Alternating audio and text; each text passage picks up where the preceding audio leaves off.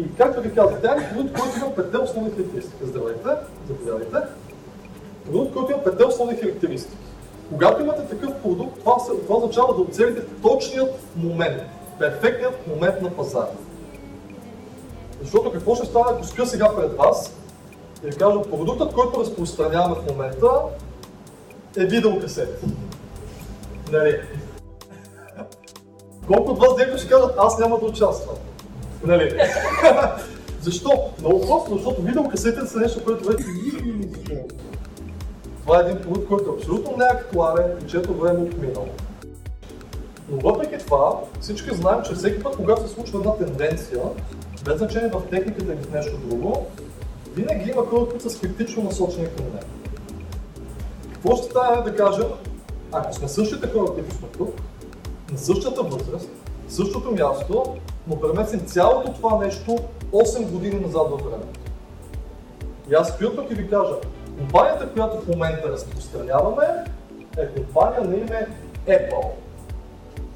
И знам, че някои от вас ползват техните компютри, но те скоро ще излезат с един нов продукт, който се нарича iPod. И хората ще спрат да използват дискове и дискмени и ще почнат да слагат цялата си музика ето на тази малка, това нещо малко устройство. Да. И тогава със сигурност щеше да има хора, които да кажат, това няма да се работи, това няма да стане. Но всички знаем, че става.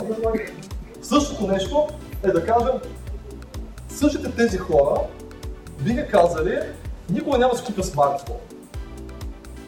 Нали? Никога няма да си купя смартфон. За какво ти е смартфон? Смартфона са екстра. В същия момент обаче, когато ги видиш, че си го купили, отиваш при тях и кажеш, какво е това? Нали? Какво е това? Ти казва, трябва ми за работа. Трябва ми за работа да води кореспонденция в интернет и след това забелязваш, че по цял ден е във Фейсбук. Нали? Да, по цял ден е във Фейсбук с него. Така че удивително тенденциите се случват с или без нас. Значи, колко от вас, например, колко от вас знаят, че когато една тенденция се случва, ние не можем да я спрем. Компанията, която ще ви представя, е компания на име Gamma Excel. Това е следващата компания за милиарди долари. Вече е направила милиарди в продажби. Милиарди в продажби. И централата се намира в Малайзия. Относно това, колко от вас, не искам да обидя някой тук, но колко от вас имат в домовете си, или във вас, са си купили нещо, което е произведено в Азия, което ползват в момента. Само ние да не Така че, да, и ще се този за много други неща. Така че една азиатска компания. Някъде си, елкичките ли си? Елките също да. И мартениците. Щом и мартениците вече са от Азия, значи ясно, че производството се премесва там. Така че една азиатска компания, която е намерила начин да подобри напитките. Значи това е много важно, слушайте внимателно. Колко от вас имат телевизор? Всички. Колко имат? Повече от един телевизор. Добре, щом е така, тогава защо продължава да се произвеждат телевизори? Защо? Да, защо продължава да се произвеждат? Да, усъвършенстване, подобрение се, това са ново поколение. Ново поколение телевизори с кинескопи, кръгъл екран, след това телевизори с кинескопи, плосък екран, след това телевизори с малък кинескоп, плосък екран, след това LCD телевизори, след това светодиодни телевизори и сега 3D телевизори. Всеки прави ново поколение. И защо хората купуват новите неща? За по-добри.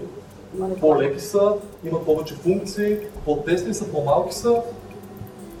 Така че това, което имаме в момента, е едно също такова подобрение, което вече се запомня като световна тенденция. Подобрение в напитките. И сега ще разберете, много вас ще разберете каква е нуждата от това нещо, но да кажа две думи за компанията, която го прави. Господинът, който виждате горе в ляво, основателят на компанията, господин Ляо Сусен. Както ви казах, това е малайзийска компания.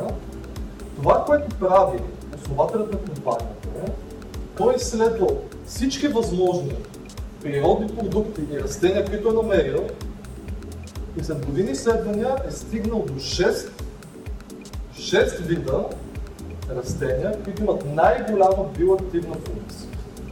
Тоест, които съживяват цялото тяло, витализират го, дават повече енергия, повече издръжливост.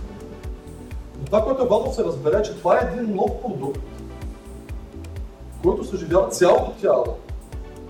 И когато той измислил как да го направи, е направил най-голямата в света 100% органична плантация за култивирането му. Плантация, която може да поддържа $3 милиарда годишен оборот, с вече повече от 1 милиард достигнати годишни продажби на компанията. Компания стартира в 1995 година, сравнително млада компания, с 5 милиона регистрирани члена в над 70 страни за 15 години. И когато е разбрал как да го направи, въпреки че го има под формата на капсули, на добавки, ето колко интелигентен е бил той. Сложил го е неща, които хората ползват всеки ден. Сложил го е, например, в кафе. Сложил го е в черно кафе. За хората, които не пият захар, които обичат по-силен класически вкус. Сложил го е в 3 в 1, най-популярната вече, най-съвременна популярна напитка като кафе. Сложил го е в чай. За хората, защото има някакви религиозни вярвания, които забраняват питането на кафе. Или ако някой не пие кафе, сложи го в чай, в червен рой и лош чай. Сложи го в шоколад, който е подходящ за деца. Тоест, разберете, той е взел това нещо и го е сложил в неща, които хората така или иначе вече използват. Това е много важно.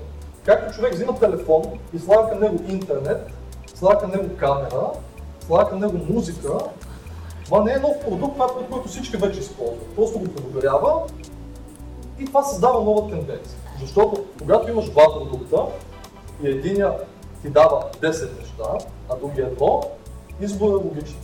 Когато има нещо по-добро, по-ново, то става тенденция. Това се нарича тенденция. Когато намирате някакъв продукт и някаква компания и започвате бизнес, който искате да развивате, трябва да сте в тенденция.